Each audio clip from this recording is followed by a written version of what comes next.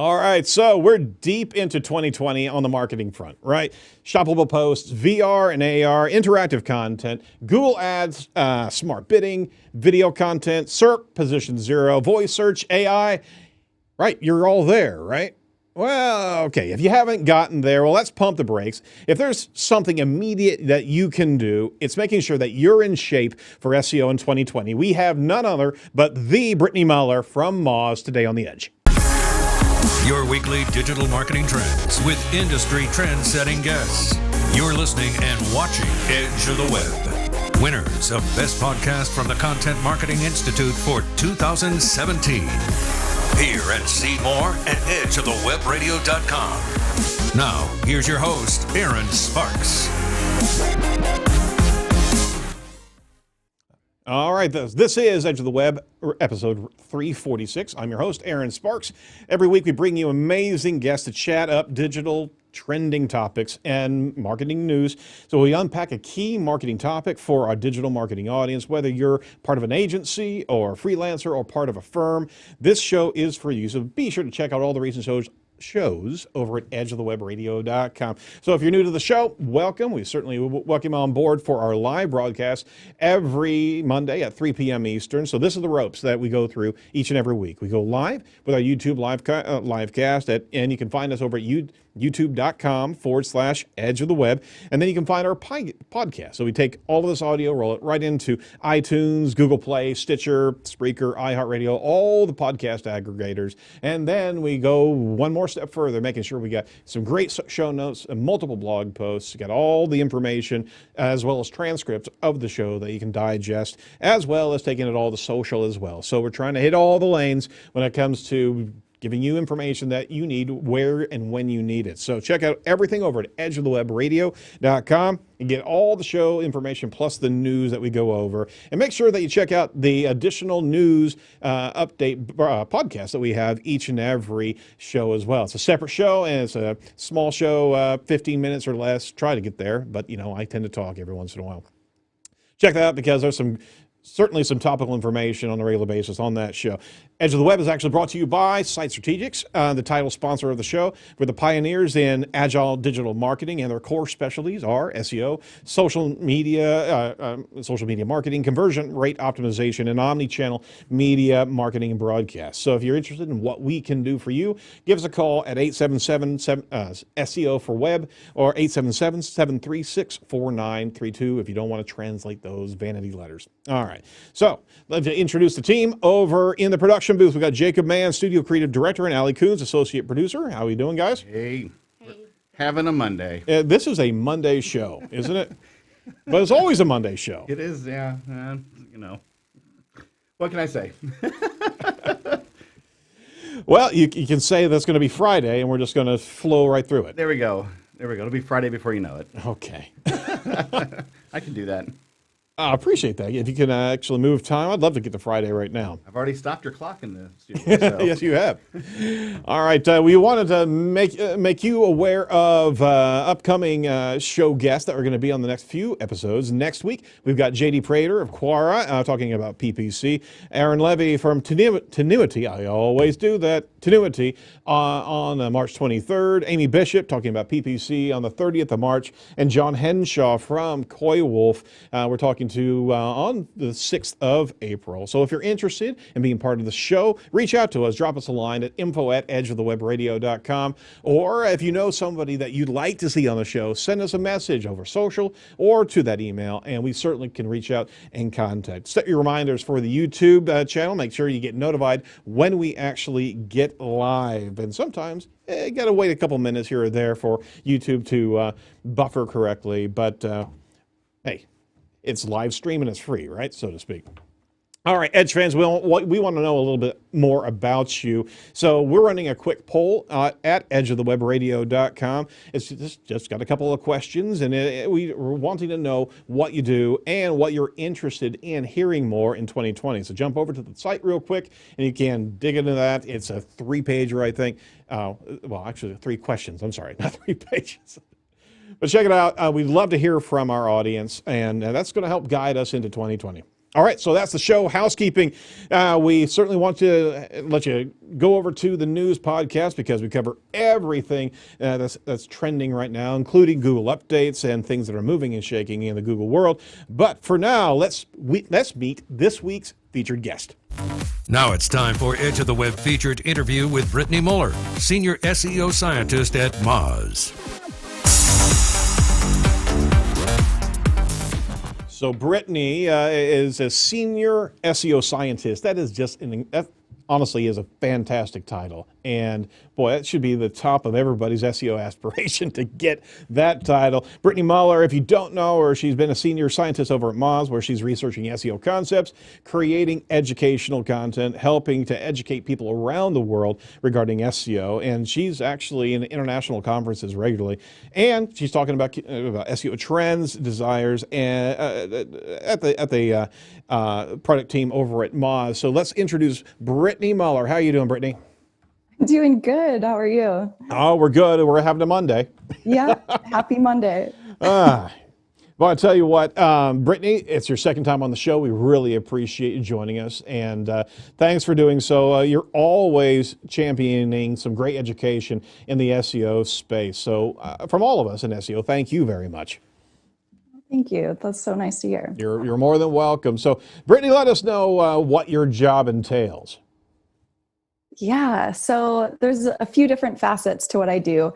I structure my work a lot around the research and development side of product, but also in the educational and testing aspects of SEO in general. So my primary goal is really to be a catalyst of information for other SEOs and just to help them level up, but also to help plant seeds of information so that all of you can think of the next brilliant thing, you know?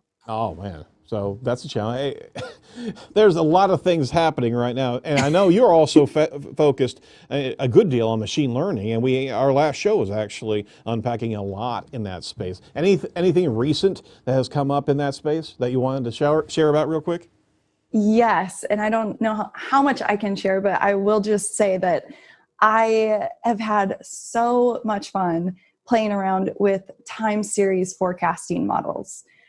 They can be incredibly accurate with around 3 years worth of data. And so that could be anything from your sales to churn to organic traffic, you name it, anything that has, a reoccurring daily metric. Right. You can measure and forecast. And these different models that we've been playing around with are just incredibly powerful, around 4% error rates, and really kind of exciting stuff. Yeah. Absolutely. And obviously you're looking back years over years, and that's where you can get that predictive analysis to a much greater degree, because we're dealing with big data now, and we have full availability of so much data, right? Right, exactly. That's a wonderful thing. So any recent reports that you want to share regarding that, or is it still kind of hush-hush right now? It's sort of hush-hush. I am working on a paired back model to share publicly for people that want to try it out themselves. Okay. And that will come out during some of my next talks. So yeah, just stay tuned. All right. Well, what else is happening over at Moz? I know that you are regularly rolling out some really cool things for all of us in the SEO world. Now, did something just get launched in February? It feels like a test. Actually, I thought I saw a recent tweet here. I just didn't see what actually came out. So maybe it's still on the back burner. Maybe I should be hush-hush right now, because I know that something was brewing over there. So we'll just move along. We are working on some really good releases. Okay. We have a product that I developed that's currently in beta, which I'm so proud and excited for. Excellent.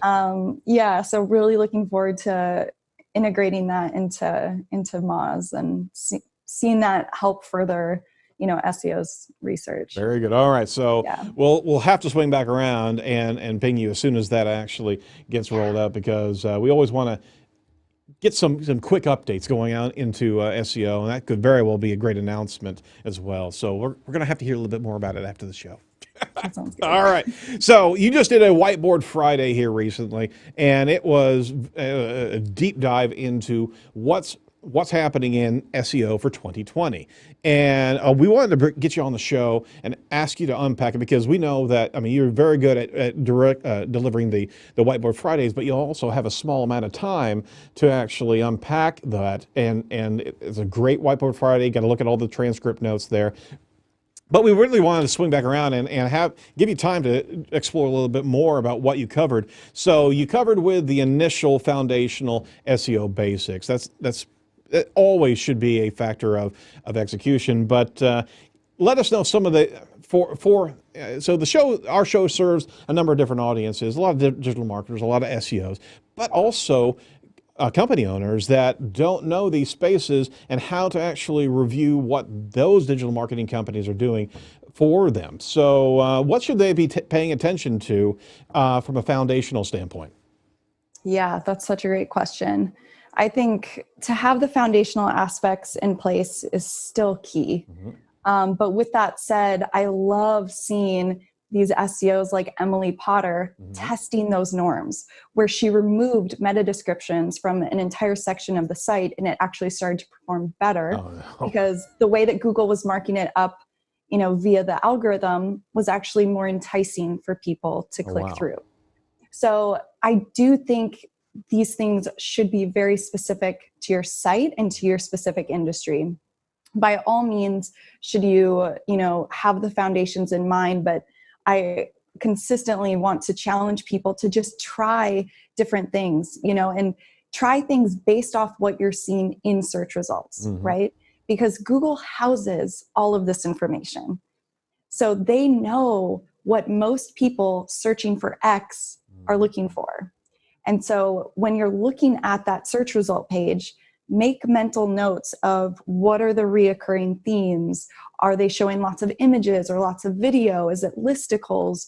What's going on within all these pages? And how can you apply that to your prospective pages and try to move up the search results? Absolutely.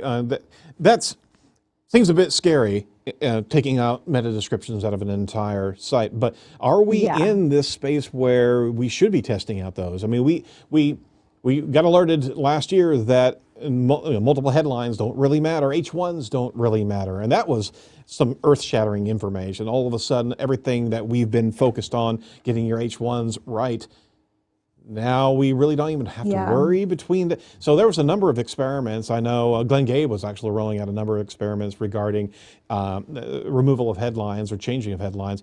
Are we in the space where we should be really experimenting in a large scale with some of the structure that we have on our sites?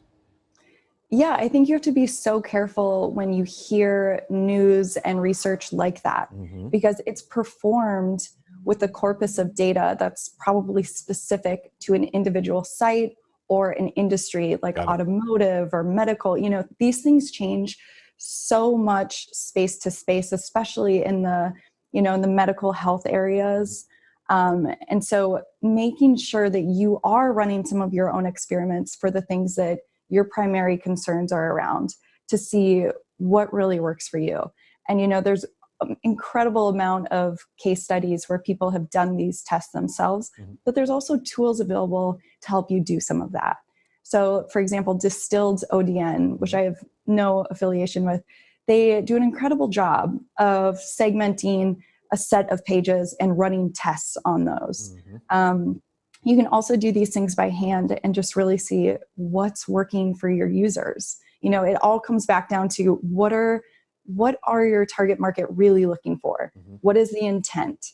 And are you providing that in a way that is engaging and appealing enough to win those top spots? Absolutely, and there's an entire conversation to unpack regarding consumer intent and search intent. But you did make mention in your video regarding, again, these are some old elements in SEO that have always been around, the alt text, and whether or not we should even use something like that. The fact of the matter is, you delivered it very clearly, is that all these sites have to still be accessible. And don't gloss over these key elements, albeit there are some old tactics in SEO. They still have to be there, right? Correct. Yeah, absolutely. Accessibility is still incredibly important. there are still plenty of people using screen readers and that will continue to use screen readers in the future. And we need to help them understand the content and the pages by providing things like alt text. Absolutely, and even to the coding level of tab control, making sure that people can actually hit the different nav points the way you want them to. So don't ignore these basics, because ADA and accessibility is so aligned with SEO. It's all in the same space, and you're helping users, and Google is rewarding sites that are helping their users, right? Exactly. What about internal linking, cross-linking between different pages? There was, for the longest time, the concept of page sculpting and page rank sculpting and moving value down deeper into the website. Cross-linking is still necessary, is it not? I believe so. Right. And I believe so from both the link shaping aspect of it, but also just from the human side of it, where you have people on your site on a regular basis. Where are you referring them to next? What's the next logical page?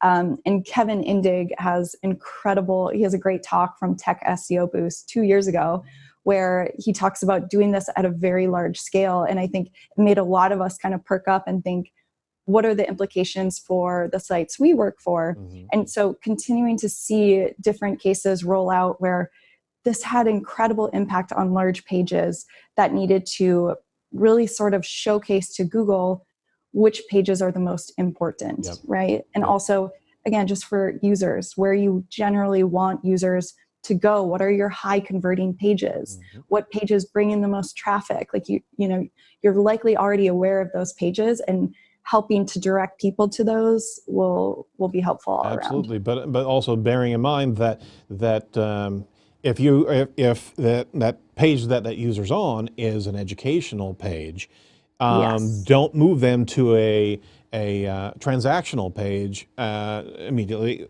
because they're still in that buyer's journey mindset of understanding what you're talking about. So you really should be mindful of any in links that you're actually rolling through should be of kind of a Wikipedia mindset of, okay, if you're learning this particular piece of content, this is what I want you to learn next, right? Don't jump the shark, so to speak. No, exactly. It should be very, very natural. It should make sense to a user. Right. Yeah, you're exactly right. And that goes with anchor text for it too. If you all of a sudden alter all of your internal links pointing to your green widget page with the anchor text green widget, all right, it's going to start to look a little suspect. So just using it in natural ways that, a person would find helpful. Absolutely. So moving up the ladder here, let's talk about Schema. Schema has been the buzzword for the last 3 to 4 years here of deploying Schema on your website. It's pretty important from an optimization standpoint, is it not? It is absolutely important. Yeah. So unpack some of the Schema types that as either a business owner or an SEO should be regularly paying attention to and deploying on their website. Yeah, I think the foundational aspect of this is my business. Mm-hmm. This is where we're located. These are our hours. This is our industry type. Just spoon feeding that additional information to Google is incredibly helpful. Right. And then, the SEO, the greedy search person in me wants to capitalize on things like FAQ markup, mm-hmm. right? Because that actually expands your real estate in search results and allows users to interact with questions and answers that you have marked up within a particular page. Review markup. You can do all sorts of granular product markup, and even things that aren't even being used within the search results yet. Right. It's important to, if you have a direct application for a schema markup that's not currently being shown in search, just give it a try. Google loves schema markup, and they could very well use it and integrate the additional types in the future. Absolutely. And just think of how Google gives and rewards early adopters of these pieces of data. Absolutely. So especially if you're in a niche market, a niche competitive market, not a national market, although that's still a very, very strong signal. If you're in a niche market, that could very well be that key factor that's putting you over the top of your competitors. If all of a sudden you're coming out with just that additional level of data that Google can consume, and none of the players in your market are doing that, it could be a winning strategy. But I got a question for you, Brittany. How easy or how difficult is the deployment of Schema, and do you know of any tools that make it easier to do that? I'm laughing because this has been a struggle for years. For years. That's why I'm asking the question. I know it's embarrassing. We still don't have like better examples, Right. or, use cases, or even the examples within the Schema documentation will test wrong in the testing tool. And it is extremely frustrating. Yeah. I personally have wasted plenty of hours trying to get different things right here and there. Mm-hmm. It's really great to see, to copy what's working on other websites that you see in search results, right? So what are your competitors using for markup? At least do that, Mm-hmm. and then experiment with what additional things might be right for you. There are some really great WordPress plugins that Mm-hmm. do some of the heavy lifting for Schema, but you just want to be careful to make sure that they don't break upon a WordPress update, or that, an update of Schema rolls out that isn't integrated with your plugin. Right. So you just want to be mindful of that and maybe set up some sort of alert system. Absolutely. But yeah, my personal experience with Yoast has been great because they make it so easy to add just the basic schema types and to integrate basic FAQ Mm-hmm. schema. Mm-hmm. So that I really appreciate. And yeah, I'm curious to hear if you have any tools for this. Well, we have been experimenting with nlinks.net, a really cool tool that helps not only guide a cross-link strategy, but it also rolls out automatic schema, and it's at a JavaScript level, utilizing a number of Wikipedia schema types and references, but it actually can deploy that collectively across the website. But with great power comes great responsibility, right? I'm actually challenging my Marvel quotes, not my DC quotes. What the heck is that? Anyway, because it can get sloppy out there if you're using just automatic tools. And I mean, we do recommend that tool. It's a really cool tool. Give them a try. But when it comes down to it, that nothing beats hard coding on the page. Yeah, because I would agree. Because you're getting exactly what you're wanting fed up to the data gods there, and you're not making any type of shortcuts. So part of it is there's no CMS that's ever going to auto-generate anything of specific structure. You're going to have to take the dive in the code, right? Yeah, absolutely. And I also, would encourage people working on this or struggling with a particular kind of schema to reach out to different areas of the community, whether it be on Twitter or on different Slack groups. Our community has helped support and teach me so many things, and so many others, that I think it's a more welcoming space than people think. Oh, absolutely. There's so many people willing to help now. Yeah. Compare this to 10 years ago. It's a whole nother healthy realm of communication support, and obviously the conferences are fantastic for that.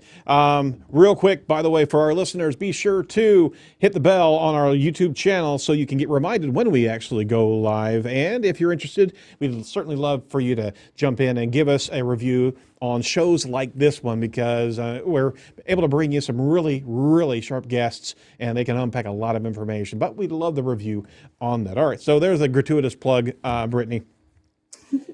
So one of the areas that you unpacked in the Whiteboard Friday was not to rely on national rankings. What's up with that? Yeah, so that's where we see Google customizing search results the most. Yep. Is by location. So depending on what it is that you're searching, they're going to try to provide you with local laws, with local businesses, with local information and context. And so it is incredibly important that you're taking that into consideration with where you're ranking for particular things, especially if you're a local business or targeting a specific area. Make sure that you're not just grabbing national SERPs from SEO tools, but that you're grabbing specific location SERP information. Absolutely. So I know Moz provides a local a variable that you can add into your rank tracking, and there's a number of tools that do that. But we're also realizing that it's not just a particular city; it's also different regions or different areas of. I mean, we can get down to zip code level of tracking now, and we're seeing zip code level of SERPs changing, right? Absolutely. And just to be transparent, Moz acquired Stat Analytics about a year and a half ago. Yeah. And what was funny was during our recent featured snippet research study, one of the engineers was telling me that, we're grabbing all of these search results, looking for featured snippets from this very specific location. He even sent me a Google Maps link, and I could see it was literally outside a person's house. Like, that was the position where we said we were pulling all of these search results from. So that was pretty cool. Did they literally have just a person out there at that point in time doing searches in front of the guy's house? I mean, to be able to get that specific. That would have been terrifying. One thing I miss from, would have been, but one thing I miss from Google search results page is the ability to change your location. Yeah. I don't know if you have any insight. Why did they take that away from us? That would have been so beautiful to have that, because we need to be able to help optimize clients from around the country, around the world, right? Why do you think they did that? I think it's probably a use case situation where there wasn't a large enough percent of people that were finding it useful or, making any sort of use for it. But Mozbar does that for free. So if you have Mozbar, you can literally just activate it in your Chrome browser, and you can add new locations. I think I have like 13 different random cities across America, and you can just switch to see what the results look like in that area. I completely forgot about that. I know, lots of people forget about Mozbar. It's so great. It is a very cool tool, especially if you got a paid version and it's piping in some additional factors. But you're absolutely right. You guys do have that location change. I completely spaced that. So go out and grab the Mozbar, guys. But along with that local rankings, we're finding ourselves having to duplicate our general searches from a keyword grouping into all these different rank checker regional spaces. So what we were running with 50 keywords for a location like Indianapolis, if we're actually going into multiplications, all of a sudden we're having 400 words because we're literally doing 50 word tracking on different locations. There's just no way to get around that with these tools now, is it? No, there's not. And I think we saw a huge opportunity with that need a while ago in the development of LMA, so local market analytics. And we're able you basically can look at a map of the United States and see how you're ranking for particular keywords in different areas at just a bird's eye view. And it's incredibly helpful for local businesses that are trying to really expand their reach and expand their regional pull for visits. Absolutely. Absolutely. So that is the game. Whether you're a national company, you're still having to move into the local space and compete with a lot of local resources.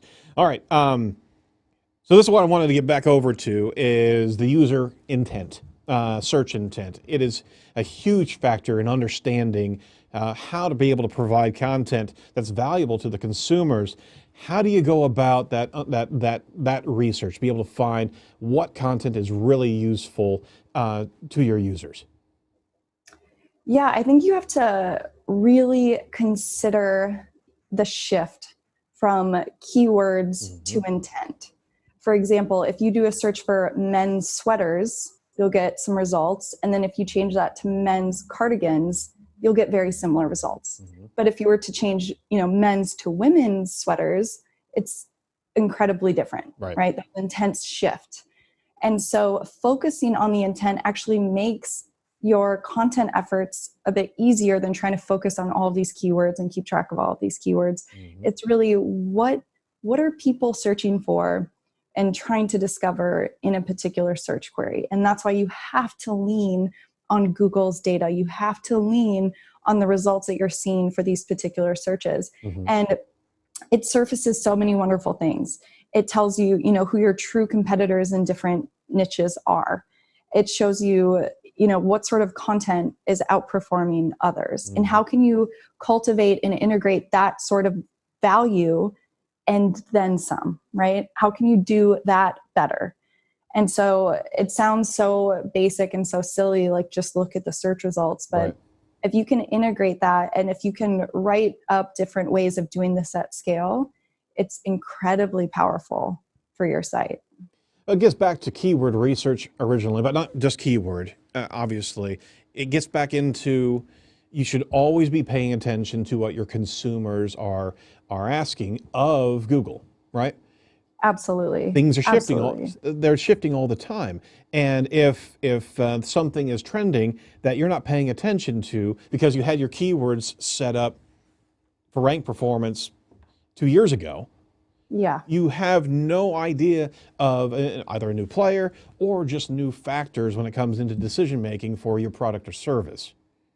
Absolutely. And I think we have to consider that acquisition of a customer, right? We need to think of keyword research in terms of what is just the discovery keywords, the informational keywords, where are they getting closer to the investigation, where are they doing comparisons where it might be you versus someone, Right. and then transactional queries where they're about to convert or, you know, call or send an email.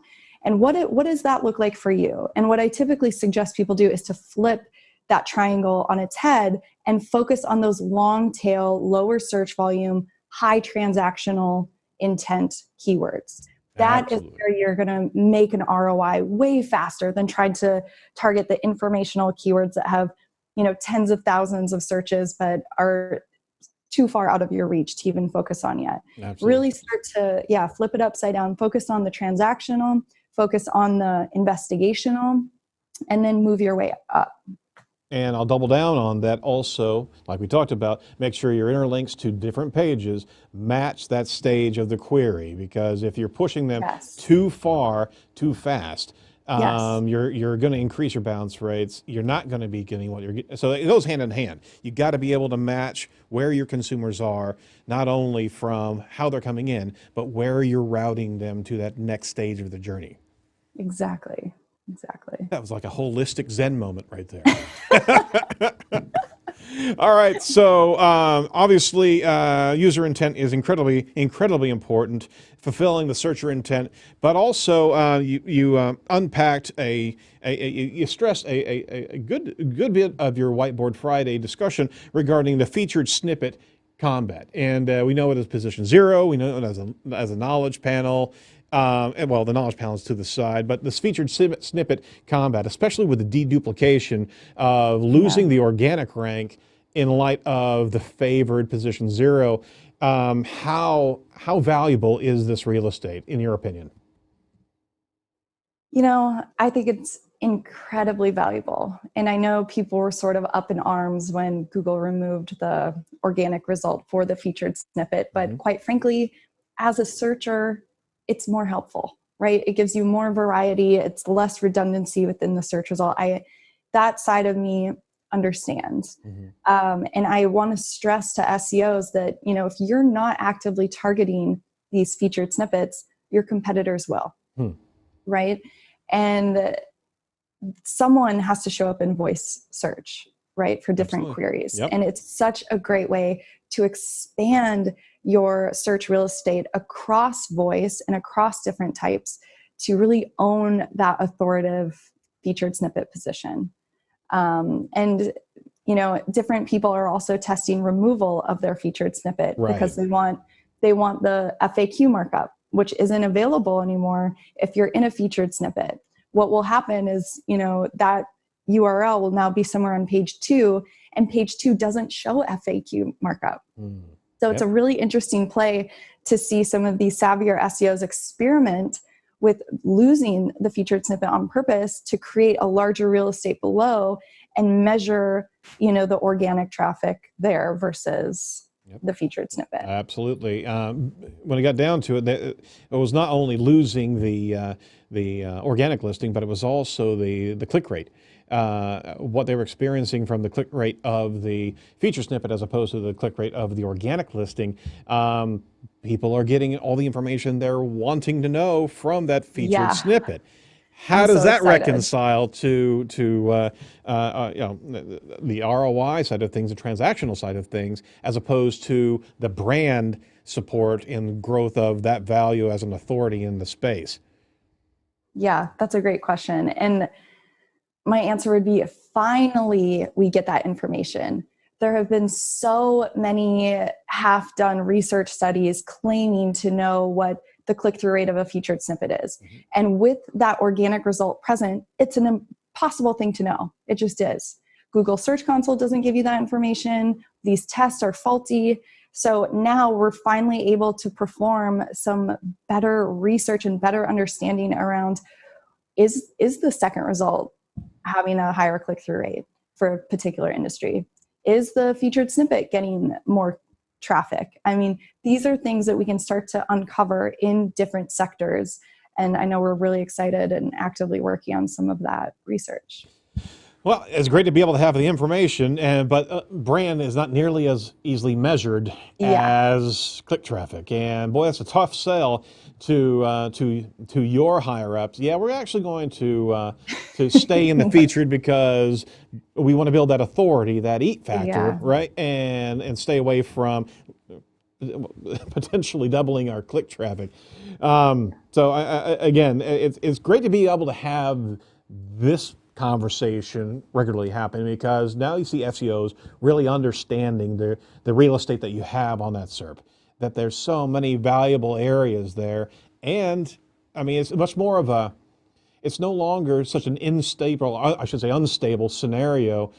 There are anchors of values, what we're seeing with the SERP now, that weren't here 5 or 6 years ago. Would you agree with that? I would absolutely agree with that. And I would also encourage people to, in looking at all of those other staples, consider the keywords that don't currently have a featured snippet, but could. I have had incredible personal success creating featured snippets in around 30, 40 minutes that didn't exist previously because Google didn't have anything to pull in for that specific answer.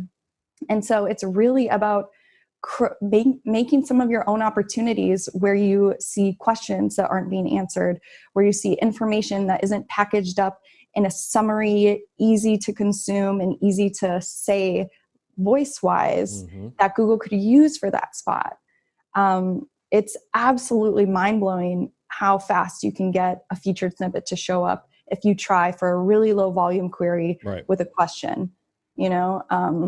It's been really fun to play around in that. And the smart play is also looking at people also ask displays there, because not only is it great opportunity to be able to get your featured in there, but what a wealth of information that you can just deep dive into your own website, because that's literally crowdsourcing information that your consumers are looking for. Exactly. And it's giving you more context about what most people search for. So when you expand a people also ask box, 2 more will likely show up at the bottom, telling you what are the follow-up questions to that? What are people seeking, right? These are definitely things you should be paying attention to. And similarly, in different featured snippet types, we're seeing those carousels along the bottom. Right. So if you're doing a broad search for running shoes, it'll have a featured snippet and have, for women, for men. It's basically Google going, what do you want? Let's disambiguate this. What the heck are you looking for? Paying attention to those nuances in the featured snippets and really the search results that matter to you are incredibly helpful in crafting and organizing your content in a way that includes those things in a way in which Google could potentially pull that information into the search.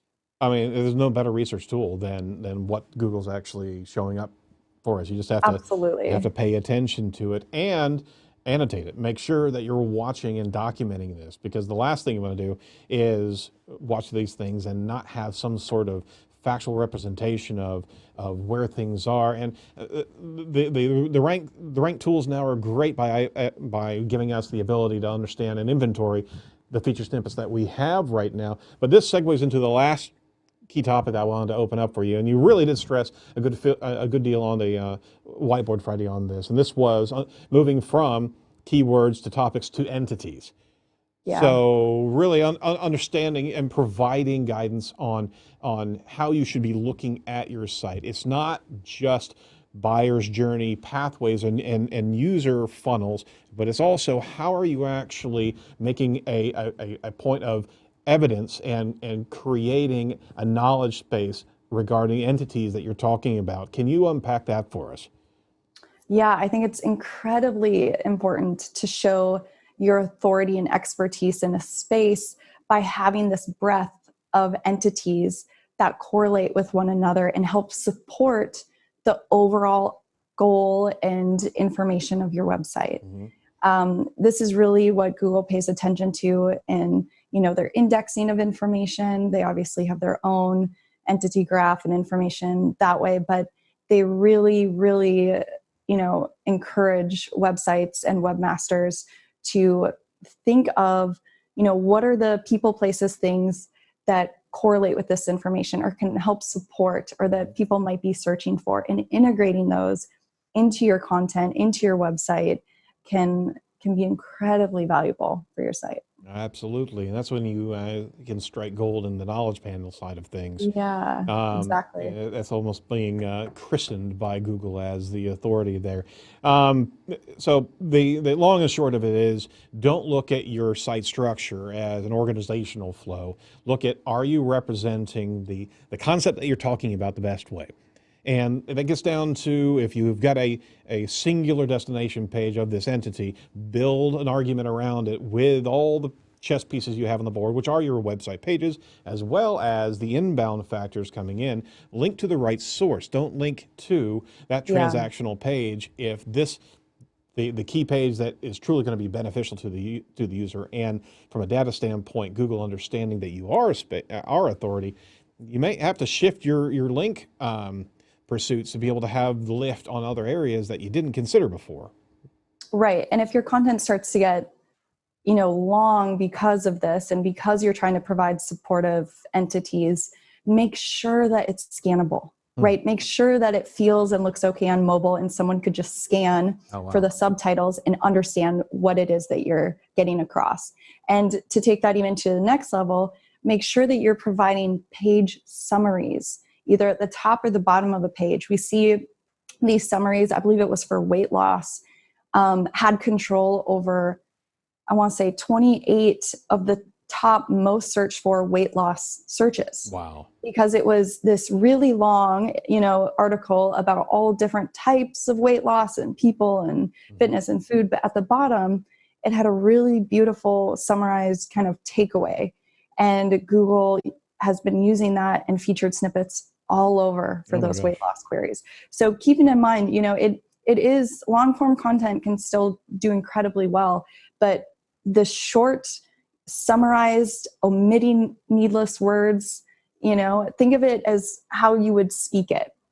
And it's funny because you don't realize how concise you should be until you start doing active voice search queries and you start getting long answers back and you're like, God, come on, like, what is the answer?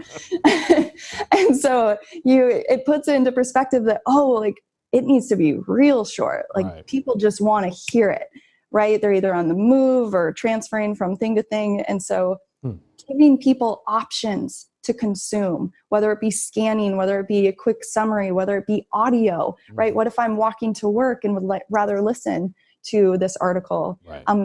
People love video, giving them these different opportunities. And I think Google sees that as well and will reward you and also, respect the most popular consuming type. You see videos working really well for all sorts of things. Very, very good. And that was that last piece that I want to discuss. And it was the repurposing of content. And not from a repetition standpoint, but for a delivery to the audience. And everybody has their own consumption preference in the digital lanes. We talk about it often, of if it's audio, or if it's visual. If predominantly people are searching as opposed to other digital lanes, feeding them in that space and be able to feed mobile as well as desktop search and the like. So you covered a good deal of bases in your video regarding the repurposing.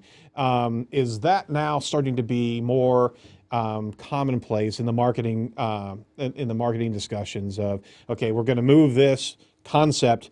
Now, how are all the feeding tubes for all of the different? That's a weird analogy right there.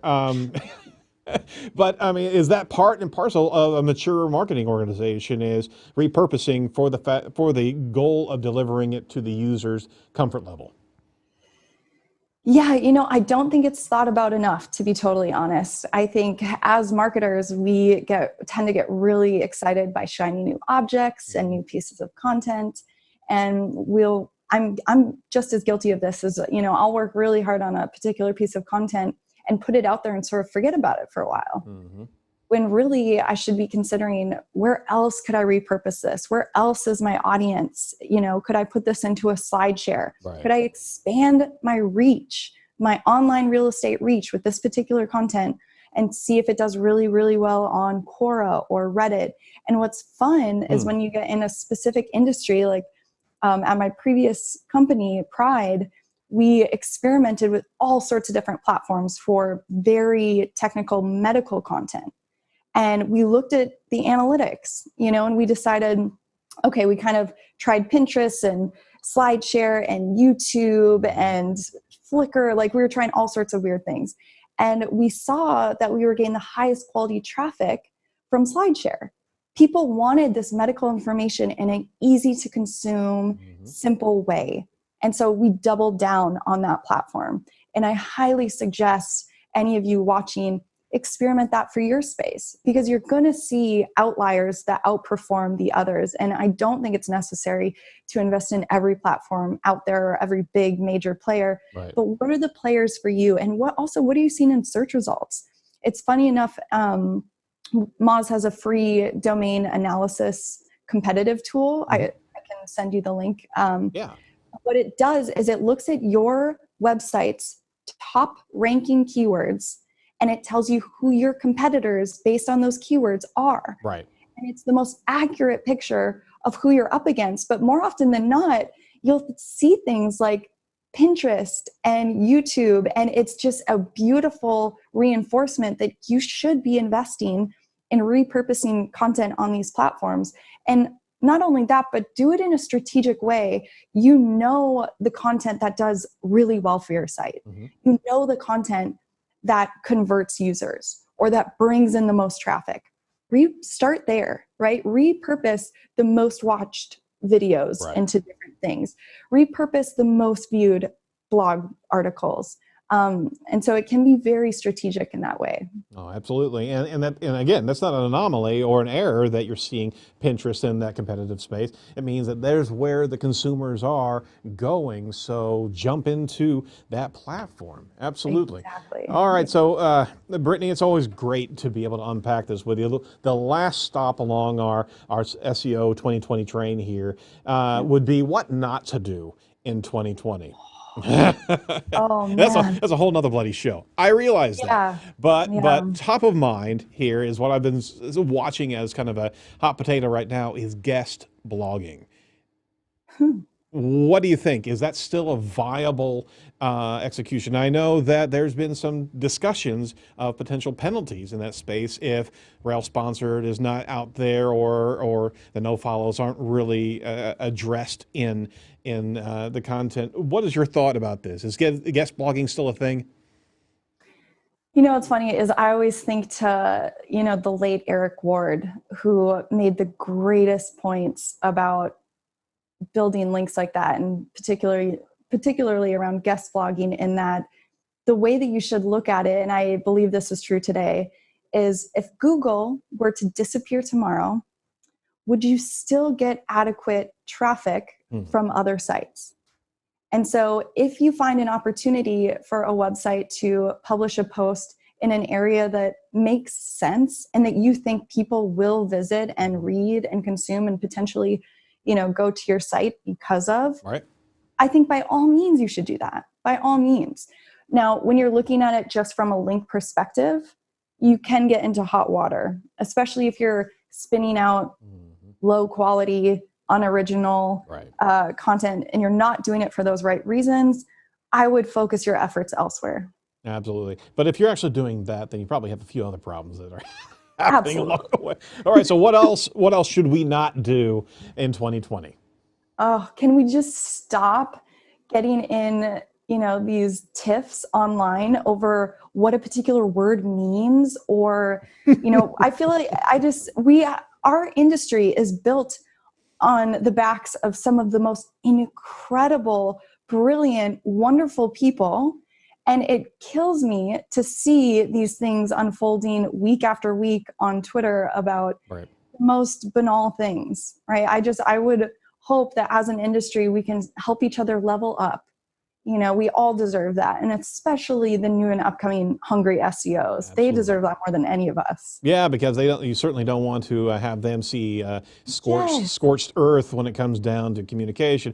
However, we have as an industry grown up a bit, and we are giving education regularly back to the community, but we do slide every once in a while into these Twitter wars, and you're right, it's completely unnecessary, and you hate seeing that type of what do you want to call it, just pettiness, right? Yeah, and I also think, it is super important to take it with a grain of salt. I definitely believe, the obstacle is the way. If someone gets upset over something you said or something you published, you're probably on the right track. And the last thing I want is for, people witnessing, some of us getting attacked online to deter them from putting out content, because we need that, right? We need these new up and coming SEOs, and people are testing new material. That's the most exciting part of our industry. That's what got all of us into this, is how it's constantly changing. Absolutely. So I think, I wish to see more people breaking things this year and finding new stuff out. Yep, and why don't you mention some of the people that are breaking things? We asked in our pre-show what excites you about your industry. We know what bugs you, but who are breaking some stereotypes and really doing some good experimentation? Oh gosh, there's so many. Ruth Everett is doing incredible work with Python and automation of, crawling for site speed. Hamlet Batista is cranking out incredible scripts to automate all sorts of SEO stuff. Paul Shapiro, J.R. Oakes. Emily Potter just put out that incredible deck that everyone should check out from the women's conference over in the UK. It was so refreshing to see her testing the status quo of SEO norms and disproving different things in this particular case. And it was stuff like that is really, really exciting to me. Andy Crestadina and his team are constantly pushing the envelope with content and the things that they're testing and experimenting with, and are so fun to follow. Tyler Reardon is creating really great Python scripts as well. David Sotomato is, a big hero of mine, just because he sees things differently, and he is pulling in different perspectives that we need in this industry. You're setting up my guest list. You know that. Good. And then obviously OG Rand Fishkin is doing the most amazing thing in the world right now with SparkToro. I don't think people even have a clue how powerful this tool is. It is like Cision on steroids and affordable.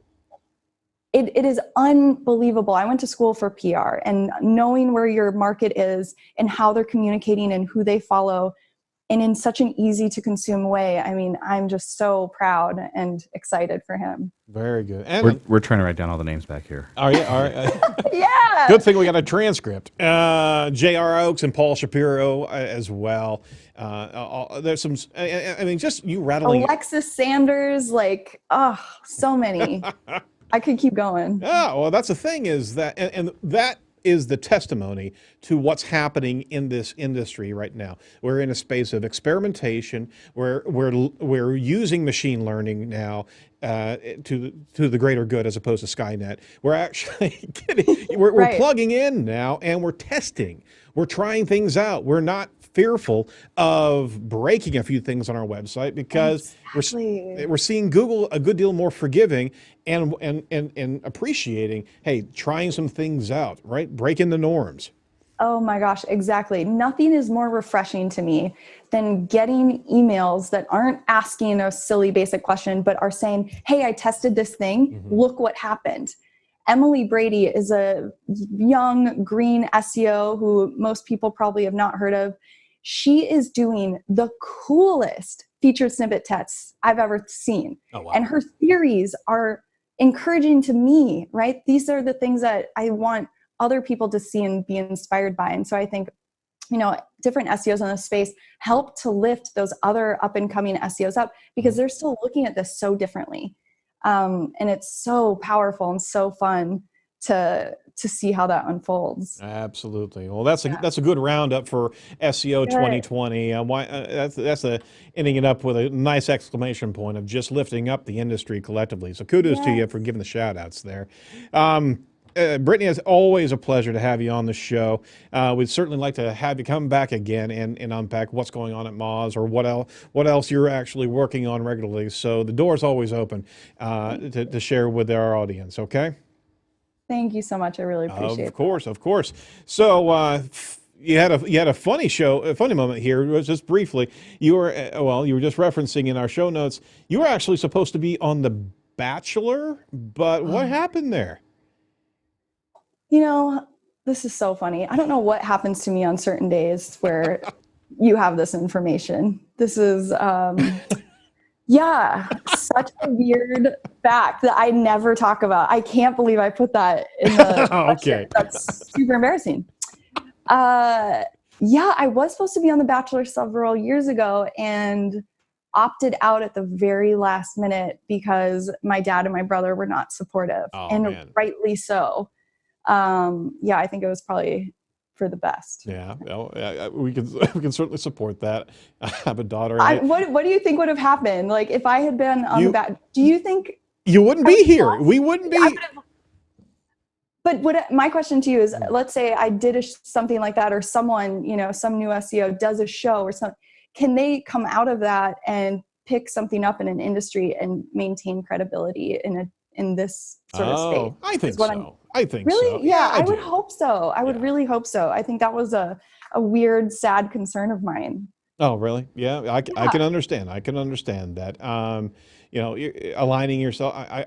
In one aspect, I think society is a bit more forgiving than anything else. But at the same time, it's that brand alignment, and does that really translate into larger challenges? I don't know. Yeah. I think we need to poll our audience. We should. God, that is so funny. We've got the real question in the studio over here. What's that? The production studio. It's not for me. Who was the Bachelor that season? Oh, yeah. It was. He had long dark hair, and he did winery stuff, and I can't remember his name. Yeah. But here's the thing, Brittany, you're still around killing it, and we don't even know that guy's name. Oh, thank you. That's very sweet. I feel like I must have been insecure filling out my questionnaire that day to mention that I was going to be on the Hey, you shared. It was an honest thing, and thank you very much for sharing. Fun fact. Fun fact. Weird fact. All right, so we want to make sure that our listeners always check out the news version of the podcast, the bonus podcast of this episode. And we certainly unpacked a good deal of topical information, so go check that out. If you're wanting to track down Brittany, where can we find you on social? Yeah, probably most easily on Twitter. I am just Brittany Muller on Twitter. Also on Instagram. You can find me on LinkedIn. And my email at Moz is just brittanym@moz.com. Very cool. So all the best. Keep up the good work over at Moz. Any final notes, any final thoughts for our SEOs in the audience? Ooh. One thing and one thing only. Okay. Just to have more empathy for other people moving forward. Yeah. We'll roll with that. Absolutely. Well, from all of us over at Edge, thank you so much, Brittany, for being a part of the show. And we are certainly going to catch back up with you here soon. And keep up the good work, all right? Thanks, Aaron. You're more than welcome. All right. So that's a wrap with Edge of the Web. Do not forget to like and subscribe Edge of the Web on YouTube. We want to make sure that you track us down whenever we go live each and every Monday. If you're feeling up to it, leave us a review. Let us know how we're doing on the respective platforms. Give us a review on YouTube. Certainly would appreciate the reviews on iTunes and the other podcast aggregators that are out there. If we're not bringing you information that you're wanting to hear, go over to the Edge of the Web radio.com and fill out our anonymous poll. Let us know what you would like to hear and who you would like to actually hear from next. Be sure to check out all the must-see videos and insider information over at edgeofthewebradio.com. Don't forget to sign up for our newsletter. You can text to the number 22828, the word Edge Talk, and be able to join us right there. Or you can also join us on edgeofthewebradio.com. We're sending some great information regarding each and every interview that we do, as well as the news of the day. From all of us over at Edge of the Web, thanks so much for listening. And next week, we're going to be talking to JD Prater. So make sure you tune in. It's going to be a great deep dive into Quora PPC. From all of us over at Edge, thanks so much. Do not be a piece of cyber driftwood. Bye-bye.